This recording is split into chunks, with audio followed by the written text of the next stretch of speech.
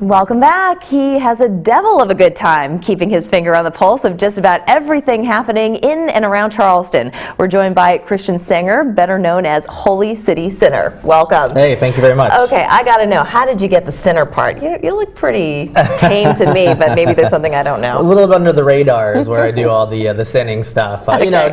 Typical Charleston, going out, partying, having a good time. All right. Now, do you consider yourself a blogger or a guy with a great website? I guess guy with a great website, I think, is what I'd prefer. Yeah, okay. I don't give too many takes. It's more of here's what's going on in this place. I'm not really giving too many opinions and insight into my own life. So. How did you get started?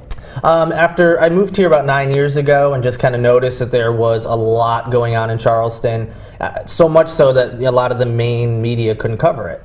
So I thought there was a spot for someone like myself to come in and say, hey, these big events you always hear about are great, but check out these little ones as well, and these small charities you might not hear about, and people responded. So I'm wondering if maybe we should be thanking you for Southern Charm, for some of these other... Do not thank me for that. Well, you know what, Charleston is definitely on the map, and Absolutely. Condé Nast is certainly noticed as well. For sure. All right, I want to know what is happening in Charleston right now. Where do you go to see and be seen? Sure, I mean, always something going on in Charleston, as you know, and it always seems to revolve around restaurants. Mm-hmm. It's a culinary destination, and that trend is going to continue in 2017.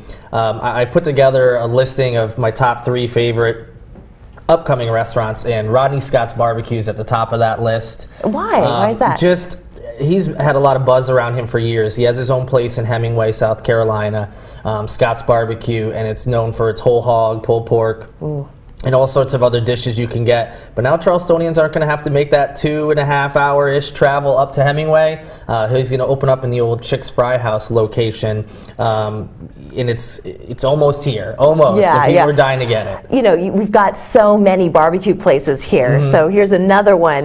He's going to be set apart from any of the other ones? Yeah, I think so. He's more known for the pulled pork. I think that's going to be the big draw for them, whereas some of the other places, whether it's Lewis or Home Team, they're more known for different dishes. Okay. So I think you could kind of make a little barbecue crawl, instead of a bar crawl, and try the different dishes. And then just roll us down the sidewalk, right? That's definitely going to be needed. Okay, I love looking at your calendar. Mm-hmm, You've got everything from a group of 5 people who are planting flowers in one corner of the city to big concerts that are happening. Yeah, I mean, you cover everything. For sure. So what are some of the big shows or interesting events that we should be I think the ones that have the out? most buzz behind them are these combination festivals, food and music, where it celebrates great bands, whether they're local or national. And then also they take a look at the culinary scene here. So there's a new one called the High Water Music Festival. It's going to be in North Charleston's Riverfront Park. And it's put on by Shovels and Rope, a local band here in Charleston that's gotten some national attention. So it's going to be 2 days in April, the 22nd and the 23rd. It's actually already sold out, but I'm sure you can still find tickets, in secondary places. Can you sneak on? I don't know about sneaking on. I can't condone that. No. But you may be able to get on a boat and be out behind the stage, perhaps. That's one of the best views, too. Absolutely. Everybody that I've met who has a boat, they say to see the land from the water is a completely other perspective. And it's a really cool venue to see music at. It's really picked up that area with different concerts over the last year or so, and I definitely recommend, if you can somehow get out there, do it.